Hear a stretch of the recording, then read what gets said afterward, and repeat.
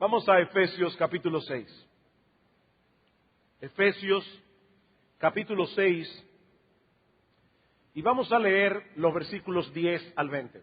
Efesios capítulo 6, versículos 10 al 20. Por lo demás, hermanos míos, fortaleceos en el Señor y en el poder de su fuerza. Vestíos de toda la armadura de Dios, para que podáis estar firmes contra las acechanzas del diablo. Porque no tenemos lucha contra sangre y carne, sino contra principados, contra potestades, contra los gobernadores de las tinieblas de este siglo, contra huestes espirituales de maldad en las regiones celestes. Por tanto, tomad toda la armadura de Dios, para que podáis resistir en el día malo, y habiendo acabado todo, estar firmes. Estad pues firmes, ceñidos vuestros lomos con la verdad, y vestidos con la coraza de justicia, y calzados los pies con el apresto del evangelio de la paz.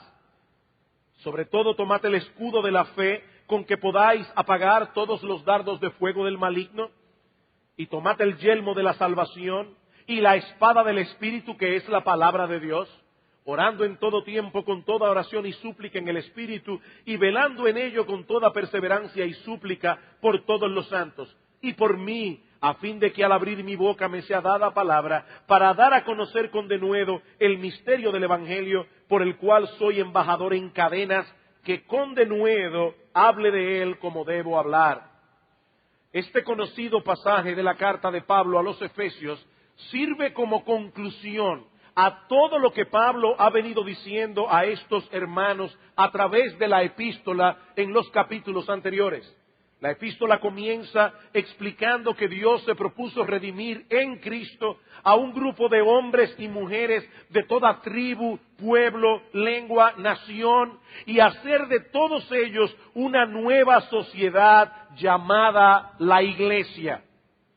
Una familia con un solo Padre, un solo Señor, una sola fe, una misma salvación, y donde cada uno de sus miembros se encuentra en un proceso de transformación a la imagen de Jesucristo.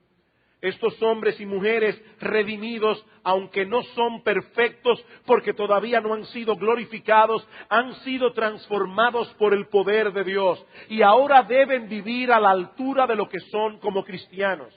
Pablo dice en Efesios capítulo 4, versículo 1, yo pues preso en el Señor, os ruego que andéis como es digno de la vocación con que fuisteis llamados. Y a partir de este punto de la carta, Pablo pasa a explicar lo que esto significa en la práctica. En nuestra relación con los demás creyentes en la iglesia, ¿cómo se debe mostrar esa transformación? En nuestra vida, en el mundo, ¿cómo se debe mostrar? En la vida familiar, ¿cómo se debe mostrar que somos nuevas criaturas? En cada una de esas áreas debe manifestar el cristiano la obra transformadora de Cristo. Tenemos otros estándares, tenemos otras motivaciones, tenemos otras perspectivas y metas. Pero al llegar a esta parte, a esta última sección de la carta, Pablo nos hace ver que no es un asunto sencillo para los cristianos vivir como cristianos. Porque tan pronto hicimos la paz con Dios por medio de Cristo, nos pasamos a otro bando en una guerra sin cuartel entre el bien y el mal. Y cada pulgada de terreno que nosotros avancemos en el camino de la santidad será en medio de grandes conflictos, porque la vida cristiana no es un parque de diversiones, la vida cristiana es un campo de batalla. Un comentarista lo explica de esta manera: ¿es el plan de Dios crear una nueva sociedad? Entonces nuestros enemigos harán todo lo que puedan para destruirla. ¿Ha derribado Dios a través de Jesucristo las paredes que dividían a los seres humanos de razas diferentes y culturas distintas? Entonces el diablo, por medio de sus enemigos, luchará por reconstruir esas paredes otra vez. Es la intención de Dios que su pueblo reconciliado y redimido viva junto en armonía y pureza. Entonces los poderes del infierno sembrarán en ellos las semillas de la discordia y el pecado. Eso es lo que Pablo nos está diciendo aquí. Algunas personas dicen, pero ¿y por qué es que hay tantos problemas en las familias? Bueno, ahí tenemos la respuesta. Pablo acaba de hablar precisamente de la vida familiar. Esposos, amad a vuestras esposas. Esposas, someteos a vuestros maridos. Hijos, obedeced a vuestros padres. Padres, criadlos en la disciplina y amonestación del Señor. Y ahora dice, pero fortaleceos en el Señor y en el poder de su fuerza. El que crea que esto es un asunto fácil y sencillo, está viviendo una utopía irrealizable. Estamos inmersos en una guerra. La buena noticia es que Dios nos ha provisto todos los recursos necesarios para luchar y salir victoriosos. Si desconocemos cuáles son esos recursos y cómo podemos hacer uso de ellos, seremos presa fácil de las maquinaciones y seducciones del maligno. Y eso es lo que estaremos considerando en una breve serie de exposiciones en este conocido pasaje de la carta a los Efesios. Hemos titulado esta serie El cristiano, su lucha y su armadura. Y precisamente queremos comenzar en esta mañana enfocando la realidad de la lucha. La realidad de la lucha. Mis hermanos, si hay algo que salta a la vista en esta sección de la carta de Pablo, es que Pablo presenta la vida cristiana práctica como una batalla, como una guerra espiritual a la que debemos ir con todo el equipo de combate que se nos ha provisto, tanto ofensivo como defensivo. De ahí todas las figuras militares que aparecen en el pasaje. Hay un cuartel general con el que debemos mantenernos en contacto todo el tiempo. Hay una armadura que debemos ponernos. Hay un enemigo al que debemos conocer y resistir. El cristiano es un soldado en el campo de batalla. Hace unos años atrás pudimos ir como familia al cementerio de Arlington, en Washington, donde está la tumba del soldado desconocido. Y providencialmente nos tocó el momento, la ceremonia del cambio de guardia. ¡Qué ceremonia tan impresionante! El uniforme de los soldados, sus movimientos detalladamente sincronizados, la solemnidad de la ceremonia. Pero mis hermanos, una cosa es ver a un soldado en una ceremonia como esa, en una parada militar, y otra muy distinta lo que esos hombres experimentan en el campo de batalla. Sobre todo cuando hay que enfrentar al enemigo cuerpo a cuerpo. Hoy día muchas de las guerras se pelean por computadoras. La guerra en la que estaba pensando Pablo no era así. Mis hermanos, pocas cosas pueden ser tan horrorosas como ese tipo de guerra que Pablo tiene en mente. Y lo que él está describiendo aquí no es un soldado en un cambio de guardia, en una ceremonia militar, hermosamente uniformado. No, Pablo está describiendo al creyente como un soldado en medio del campo de batalla. La vida cristiana es una guerra. Por eso se nos exhorta a velar, a estar alertas, porque no estamos en un parque de diversiones, no estamos participando de un desfile militar. Estamos en medio de un conflicto de enormes proporciones, donde cada cosa que hacemos repercute a favor o en contra de nuestro Señor, o a favor o en contra de nuestro enemigo. Y yo te pregunto, mi amado hermano, ¿qué tan consciente estás tú de esa realidad? ¿Qué tan consciente? Cuando tú te levantas cada día por la mañana y te envuelves en una rutina, en la rutina cotidiana, ¿te acuerdas de que vas a librar una batalla? ¿Recuerdas que debes pisar con cuidado, no vaya a ser que te encuentres con una mina explosiva? ¿O que seas atacado por sorpresa por el enemigo de Dios y de tu alma? Pastor, pero usted está hoy presentando la vida cristiana casi como una desgracia. No, mis hermanos, no me malentiendan. La vida cristiana es extraordinaria y maravillosa.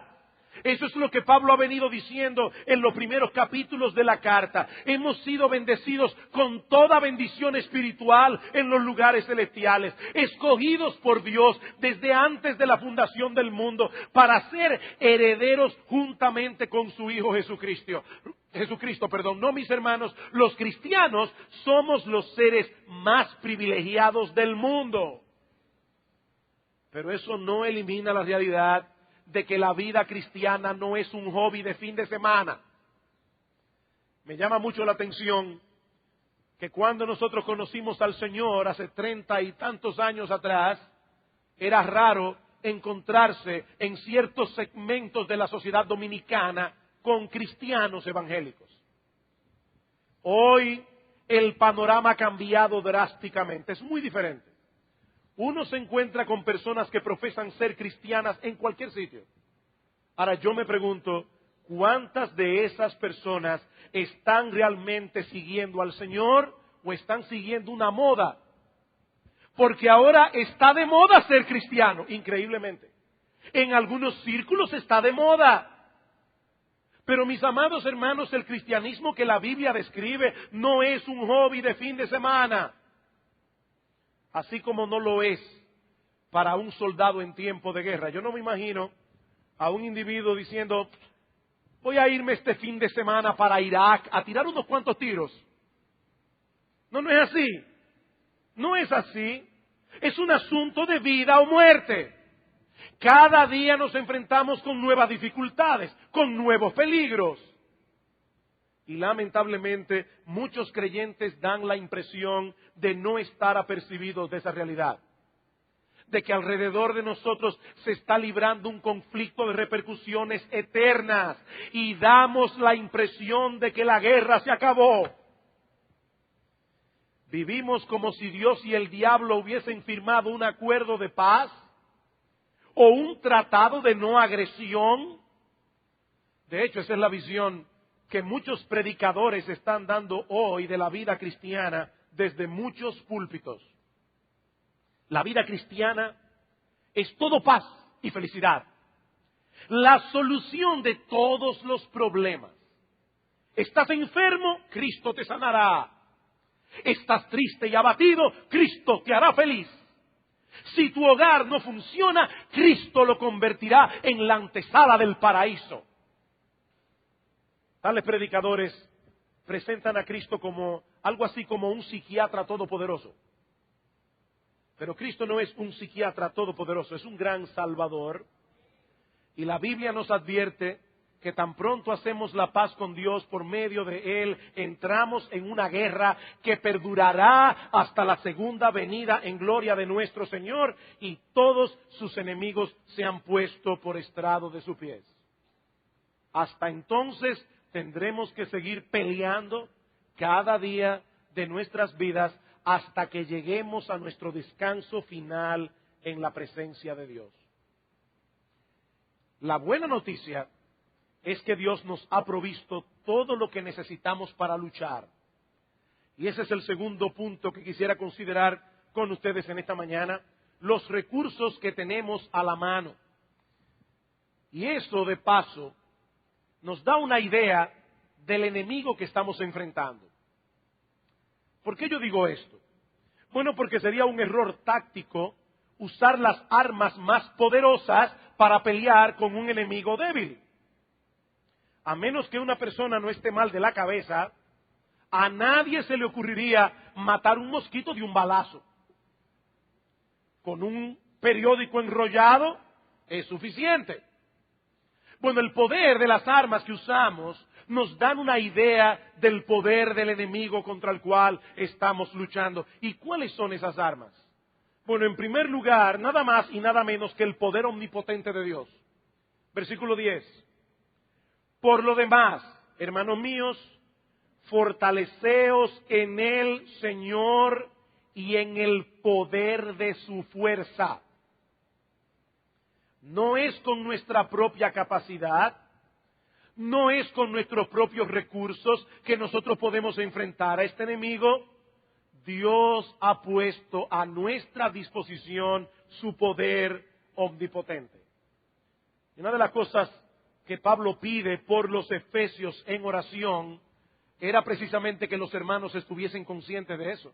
Noten en el capítulo 1, Efesios capítulo 1, Pablo está orando por los efesios y dice en el versículo 17, para que el Dios de nuestro Señor Jesucristo, el Padre de gloria, os dé espíritu de sabiduría y de revelación en el conocimiento de Él, alumbrando los ojos de vuestro entendimiento para que sepáis. Hay varias cosas que Pablo quiere que tú sepas. Primero, cuál es la esperanza a la que Él nos ha llamado. Segundo, cuáles las riquezas de la gloria de su herencia en los santos. Tercero, cuál la supereminente grandeza de su poder para con nosotros los que creemos, según la operación del poder de su fuerza, la cual operó en Cristo, resucitándole de los muertos y sentándole a su diestra en los lugares celestiales. Mis hermanos, ¿cuál es el poder que Dios ha puesto a nuestra disposición? El mismo que operó en la tumba de nuestro Señor cuando venció la muerte, quitó la piedra y resucitó con gloria y con poder. Así que no hay razón para vivir una vida cristiana mediocre y derrotada. No, la lucha es fuerte, el enemigo es cruel y poderoso, pero el poder omnipotente de Dios ha sido puesto a nuestra disposición. ¿Qué debemos hacer entonces? Fortalecernos en Él. Fortaleceos en el Señor. Pastor, honestamente, esa fraseología a mí me resulta abstracta. No la puedo agarrar. ¿Cómo es eso de que yo debo fortalecerme en el Señor? Bueno, en primer lugar, eso implica no confiar en absoluto en nosotros mismos. ¿Ustedes han visto esos cristianos que uno le advierte y le dice, fulano, ten cuidado con tal cosa, porque aunque es algo legítimo, te puede llevar a pecar? No, yo sé hasta dónde llego. Tan pronto un creyente piensa, yo sé hasta dónde llego, es indudable que esa persona está confiando en sí misma. No, mi hermano, no confíes en ti mismo. No confíes en ti mismo. Como dice el himno que compuso Martín Lutero, nuestro valor es nada aquí. Con él, refiriéndose a Satanás, todo es perdido. No confíes en ti mismo. No pretendas vivir la vida cristiana en tus propias fuerzas, mi hermano, porque no podrás. No podrás. Y nunca es más débil un cristiano que cuando se cree capaz. Nunca es más vulnerable un cristiano que cuando se cree fuerte. ¿Recuerdan ustedes lo que hizo Pedro cuando Cristo le dijo, Pedro, esta noche, antes de que el gallo cante, me negarás 3 veces? No, Señor. Yo sería incapaz de una traición semejante. Aunque todos te abandonaren, yo nunca te abandonaré. En otras palabras, yo no sé los demás discípulos. Me da la impresión de que algunos de ellos pudieran traicionarte, Señor. Pero mi amor por ti es tan fuerte que yo no sería capaz. Unas horas más tarde, juraría con maldición que él no conocía al Señor. Que él no conocía al Señor. Hermanos, si vamos a pelear bien esta batalla, tenemos que entender esto. En nuestras propias fuerzas no tenemos la más mínima posibilidad de salir victoriosos. Separados de mí, dice el Señor, nada podéis hacer. Es por eso que Pablo hace una declaración tan paradójica en 2 Corintios capítulo 12, diciendo, yo me glorío en mi debilidad, porque cuando soy débil, entonces soy fuerte. Cuando soy débil, cuando tengo esa conciencia de debilidad, es que yo vengo a ampararme bajo el poder de Cristo y entonces soy fuerte. La conciencia de nuestra propia fragilidad. Mis hermanos, el enemigo que estamos enfrentando es demasiado poderoso, es demasiado astuto.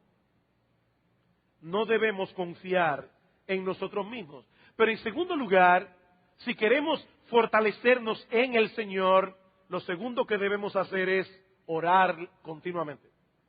Orar a Él continuamente. Decía un autor, la oración de un cristiano no es un intento de forzar la mano de Dios, sino un reconocimiento humilde de impotencia y dependencia.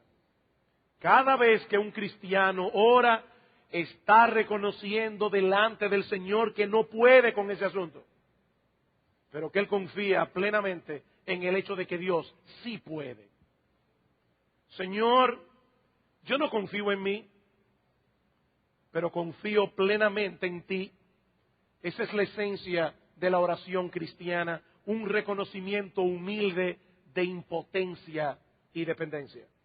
Por eso dice Jerry Bridges que depender de Dios continuamente es orar continuamente. Depender de Dios continuamente es orar continuamente. Pablo dice en 1 Tesalónicas 5:17 que debemos orar sin cesar. Algunas personas dicen, mire pastor, yo no tengo mucha capacidad de concentración como para orar largas horas como algunas personas. Y si leen una biografía como la de Martín Lutero, que decía que si él no oraba cada mañana por lo menos 3 horas, el día de él estaba perdido, uno dice, bueno, yo ni me acerco a ese estándar. Bueno, te voy a dar otro dato de otro siervo de Dios. Un predicador del pasado decía, yo no puedo muchas veces orar más de 10 minutos de corrido. Ahora trato de nunca pasar más de 10 minutos sin orar. Orad sin cesar. Orad sin cesar. ¿Por qué? Porque a lo largo del día vamos a necesitar la asistencia de Dios para poder manifestar los frutos del Espíritu en cualquier situación que se presente, para tomar decisiones sabias, para resolver conflictos con otra persona, para hacer bien nuestro trabajo, para hacerlo con una buena motivación. Señor, voy a ver a un cliente, dame sabiduría, dame gracia para yo poder hacer este negocio para tu gloria. Constantemente, orad sin cesar. Porque todo eso es imposible sin la ayuda de Dios. Estamos en guerra y la oración es el walkie-talkie que nos comunica con el cuartel general. Yo recuerdo cuando se pusieron de moda los walkie-talkie, que nuestro padre nos consiguió uno y nosotros usábamos el walkie-talkie para jugar. No sé cómo descubrimos que el walkie-talkie desde cierta distancia dañaba las señales de la televisión y nos íbamos por el barrio, nos poníamos en las ventanas a dañar la señal de televisión a la gente. Sobre todo a una tía de nosotros. Pero mis amados hermanos, ese walkie-talkie que Dios nos ha dado no es para jugar. Tampoco es un intercom como el que algunos tienen en las casas, muy cómodo, que tú puedes desde la habitación decir, por favor en la cocina que me traigan un vaso de agua. Eso no es la oración. La oración es un walkie-talkie para tiempos de guerra, para comunicarnos con el cuartel general y pedir para el momento oportuno consejos tácticos o cobertura aérea. Para eso Dios nos dio la oración. Es un recurso que vamos a necesitar cuando seamos enviados al campo de batalla. Y allí podemos pedir auxilio por medio del transmisor. Mi amado hermano, si quieres seguir avanzando en tu vida cristiana, entiende que no podrás ganar una sola pulgada de terreno a menos que a través de la oración te fortalezcas en el Señor y en el poder de su fuerza. Señor, estoy viendo los movimientos de mi corazón. Esto que mi hijo o mi hija ha hecho me está enfurfurando por dentro. Yo sé que estoy a punto de explotar como un montante, pero Señor, yo te ruego que en medio de esta situación me concedas la gracia del fruto del Espíritu, de manera que yo pueda reaccionar con mansedumbre, con paciencia, con tolerancia. Pero hay otro recurso que Dios ha puesto a nuestra disposición. No solo su poder omnipotente, sino también su armadura. Versículo 11, vestíos de toda la armadura de Dios, para que podáis estar firmes contra las acechanzas del diablo. Y noten que hay una orden en este texto. Pablo nos exhorta primero a fortalecernos en el Señor, pero luego nos manda vestirnos de toda la armadura de Dios, porque ambas cosas son necesarias. Debemos depender de Dios, pero eso no elimina la responsabilidad que tenemos nosotros de cultivar y poner en práctica aquellos elementos de la vida cristiana que nos van a permitir enfrentar al enemigo en una manera adecuada. ¿Y por qué yo digo esto?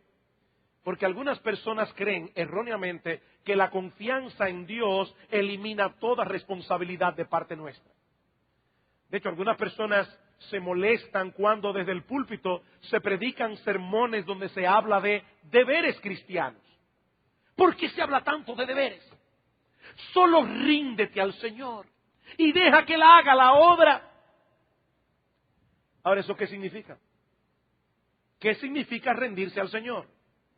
¿Acaso significa que nosotros no tenemos nada absolutamente que hacer y que Dios se va a encargar de ganar las batallas por nosotros? Mis amados hermanos, ¿acaso no somos nosotros los que debemos resistir a las seducciones del diablo y huir de las tentaciones? ¿Acaso no somos nosotros los que tenemos la responsabilidad de crecer en la gracia y en el conocimiento de nuestro Señor Jesucristo? Tenemos una responsabilidad que debemos cumplir, solo que no podemos llevarla a cabo en nuestras propias fuerzas. Ambas realidades deben actuar juntas en nuestra vida cristiana. Dependemos de Dios, pero eso no elimina nuestra responsabilidad. Vestíos toda la armadura de Dios, dice Pablo. Y en el versículo 13 vuelve con la misma exhortación. Tomad toda la armadura de Dios. Cada una de las piezas de esa armadura es importante, como veremos en los próximos sermones, si el Señor lo permite. Así que Dios no nos ha enviado al campo de batalla con las manos vacías. Todo el poder que necesitamos, todo el consejo táctico, todas las armas, todas las municiones nos han sido provistas y en abundancia. Sí, el enemigo que enfrentamos es muy poderoso, pero el Dios que tenemos a nuestro lado es todopoderoso. No hay razón alguna para que nos paralicemos de temor. Y eso nos lleva a nuestro tercer encabezado. Ya vimos la realidad de la lucha. Ya vimos los recursos. Veamos ahora en tercer lugar, ¿quiénes son estos enemigos que estamos enfrentando en esta guerra? Y ya de por sí, el equipo militar que Dios ha puesto en nuestras manos nos da una idea de la clase de enemigo que estamos enfrentando. Ahora, Pablo no lo deja a nuestra imaginación, sino que en una forma clara lo identifica en el texto, primero de manera negativa y luego de manera positiva. Negativamente, ¿quiénes no son nuestros enemigos? Negativamente, y esto es importante, hermanos, ¿quiénes no son nuestros enemigos en esta guerra? Bueno, Pablo dice en el versículo 12, nuestra lucha no es contra sangre y carne. Nuestra lucha no es contra sangre y carne. Eso no quiere decir que los creyentes no tengamos conflictos con otros seres humanos. Pero Pablo quiere hacernos ver que hay otra guerra más importante que se está librando en otro nivel. Por encima de lo que nuestros ojos ven, amados hermanos, hay un ejército de enemigos espirituales que están detrás de esos conflictos.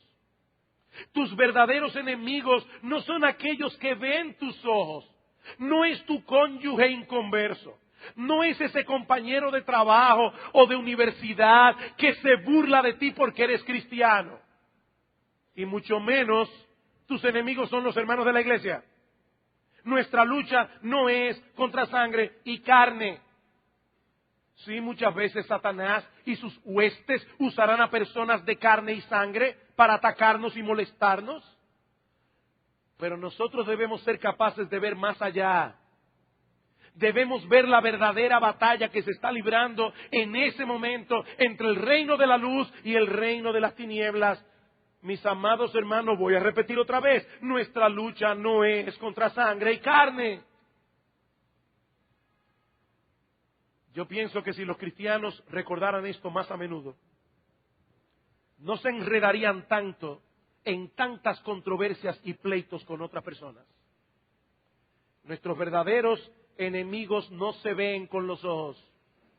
Y precisamente por eso son más peligrosos. Ahora yo sé que hablar de Satanás y hablar de los demonios en esta época científica parece escandaloso. Ya me imagino yo algunas personas aquí pensando, ¿y estos individuos realmente creen que existe Satanás? ¿Y una hueste espiritual de seres que le sirven? Sí, yo lo creo. Ahora, si esa es tu forma de pensar, yo quiero hacerte a ti una pregunta. ¿Y tú cómo sabes que no existen? ¿Cómo tú sabes que esos seres no existen? ¿Acaso no hubo una época en que los hombres se burlaron de Pasteur y de muchos otros cuando comenzaron a hablar de los gérmenes invisibles que causaban enfermedades? La ignorancia de la gente de aquella época no les permitía ver que ciertamente habían gérmenes que causaban enfermedades. Hoy tenemos equipos que nos permiten ver esos microorganismos que no se ven a simple vista. Es por ignorancia que las personas en el día de hoy niegan la existencia del diablo. Es por ignorancia que niegan la existencia de los demonios. Y así como en la época de Pasteur, los médicos no tenían cuidado con los utensilios que usaban para hacer operaciones y muchas veces mataban a los pacientes por infección, pues esa misma ignorancia en el día de hoy tiene a muchas personas esclavizadas al diablo. Son esclavos. Lamentablemente, el día llegará en que todos los hombres vendrán a ser conscientes de ese mundo espiritual. Pero ya será demasiado tarde. Y será aquel momento cuando Cristo dirá en el día del juicio: apartaos de mí, malditos, al fuego eterno preparado precisamente para el diablo y sus ángeles. Y con ellos compartirán la eternidad por los siglos de los siglos. Todos sabrán que existe el diablo. Para algunos será demasiado tarde. ¿Y cuáles son las características que Pablo resalta acerca del diablo y de los demonios en este pasaje? Bueno, en primer lugar, que son muy poderosos. Que son muy poderosos. Y eso está implícito en la exhortación a fortalecernos en el Señor y en el poder de su fuerza.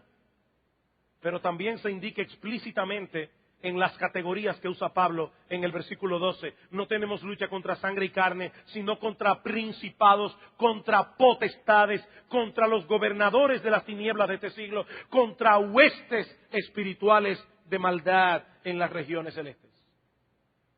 Son seres poderosos que ejercen una gran influencia en medio de la generación en que nos ha tocado vivir. Mis amados hermanos y amigos que están aquí en esta mañana, esa forma de pensar que el mundo tiene, ese estilo de vida que el mundo vive, esas ideologías y filosofías que conforman el pensamiento del hombre que no tiene a Dios, no se desarrollan a tontas y a locas. Existe un ser maligno, cruel y mentiroso, a quien la Biblia llama diablo y Satanás, que maneja todas esas cosas con un fin perverso en mente: arrastrar a los hombres lejos de Dios y conducirlos a su propia destrucción. No, esas ideologías no aparecen porque sí. Pablo identifica a ese ser maligno y perverso como el príncipe de la potestad. Y esa palabra designa los poderes malignos que están a su disposición. Él es un príncipe y posee toda una hueste de seres demoníacos a su servicio. Esa supuesta libertad de la que el incrédulo se jacta no es otra cosa que una terrible esclavitud. Por eso Pablo en Efesios 2 les llama hijos de desobediencia. Esa desobediencia y rebeldía son promovidas por el enemigo de nuestras almas, trabajando encubiertamente en su corazón. ¿Saben por qué los incrédulos creen que son libres? Porque el diablo trabaja a través de nuestros deseos. No es algo forzado desde afuera. Cuando el incrédulo hace lo que quiere, está haciendo lo que su corazón le pide. Lo que él no sabe es que hay una energía detrás de ese deseo. Lo que él no sabe es que hay pensamientos perversos que el enemigo de su alma está poniendo en su corazón. Esa desobediencia es energizada, dice Pablo, por ese espíritu maligno que odia a Dios y odia al hombre como criatura hecha a la imagen y semejanza de Dios. Mi amigo, el diablo quiere destruirte. Eso nos lleva a la segunda característica que Pablo resalta aquí, y es su maldad. Su maldad. Pablo le llama gobernadores de las tinieblas de este siglo. Huestes espirituales de maldad en las regiones celestes. Nuestros enemigos usan todo el poder que tienen con una sola intención. Y no es hacernos la vida más divertida como algunos jóvenes parecen pensar. Dice un comentarista, si esperamos vencerlos, necesitaremos tener en mente que no tienen principios morales, ni códigos de honor, ni sentimientos elevados. Estas huestes no reconocen el Tratado de Ginebra para restringir o humanizar parcialmente las armas de combate. Son sumamente inescrupulosos y despiadados en la persecución de sus designios maliciosos. En Satanás y sus demonios no hay una pizca de amor, no hay una pizca de bondad para nadie. Cada átomo de su ser es solo pura crueldad y maldad. Por eso Cristo advierte, Él es homicida y mentiroso. Miren, hermano, no es casualidad que uno de los pecados más característicos de un impío es la mentira. Eso no es casualidad.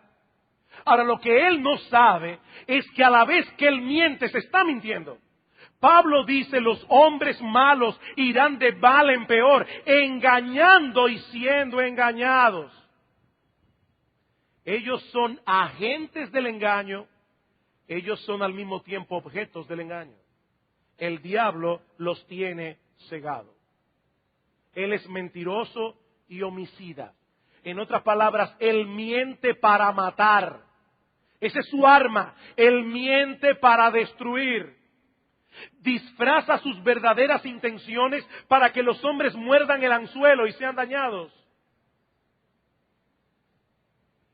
Y en tercer lugar, Pablo dice también que son astutos. Astutos. Esa es la idea de la palabra griega que se traduce como acechanzas aquí. Es la palabra griega metodías, de donde viene nuestra palabra en castellano metódico.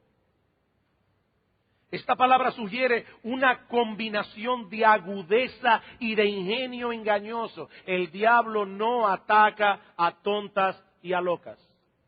Él tiene un plan conforme al cual actúa para hacernos caer en pecado, para extraviarnos doctrinalmente, para que hagamos tropezar a otros, para crear divisiones en la iglesia. Todo lo que sea necesario con tal de que seamos ineficaces en dar testimonio de nuestro Señor. Y todo lo hace con tal sutileza que no siempre será fácil discernir sus movimientos. Él mezcla la verdad con el error para que resulte aceptable. Él cita la Biblia. Claro, fuera de contexto. Él se disfraza como un ángel de luz. Él hace promesas que no puede cumplir. Es un mentiroso y un homicida. Ahora, yo no quiero en esta mañana dejar en ustedes una nota de horror y de alarma, porque aunque la lucha es fuerte, constante, peligrosa, Pablo nos dice aquí que los creyentes no solo pueden resistir al enemigo, sino también avanzar y atacar. Versículo 11. Vestíos de toda la armadura de Dios para que podáis estar firmes contra las acechanzas del diablo. Se puede permanecer firme. Versículo 13. Por tanto, tomad toda la armadura de Dios para que podáis resistir en el día malo y habiendo acabado todo, estar firmes.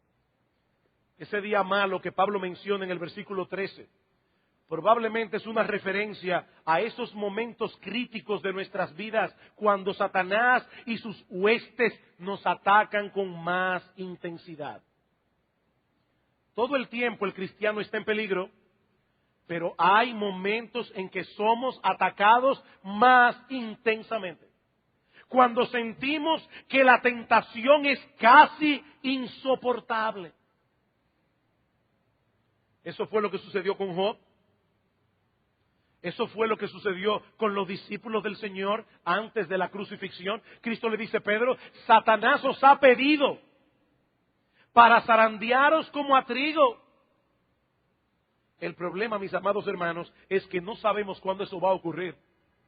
Y por lo tanto, ¿qué dice Pablo? Estén siempre preparados para el día malo.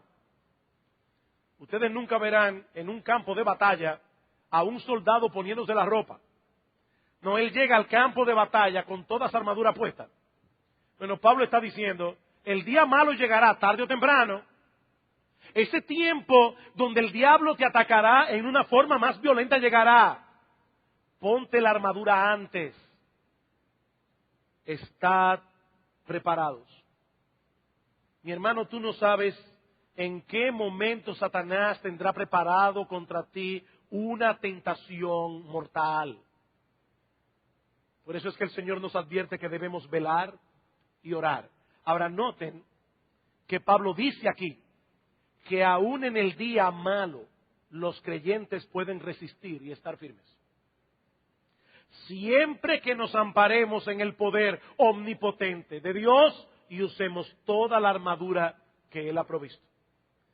De modo que podemos encarar el futuro con confianza, porque Dios sigue siendo Dios, porque Él sigue siendo nuestro castillo fuerte, nuestro defensor. Mis hermanos, no importa qué tan grandes y fuertes sean los obstáculos que encontraremos en el camino, ninguna muralla permanecerá en pie si nosotros gritamos en el nombre de Dios. Sigamos avanzando en el campo de batalla, con el escudo para defendernos, con la espada para atacar, que todavía hay mucho terreno para conquistar. Y al hacerlo, quiero dejar en vuestros corazones la exhortación que Dios le hace a Josué antes de entrar a la tierra prometida. Mira que te mando, que te esfuerces y seas valiente, no temas ni desmayes, porque Jehová tu Dios estará contigo en donde quiera que vayas. Vamos a orar.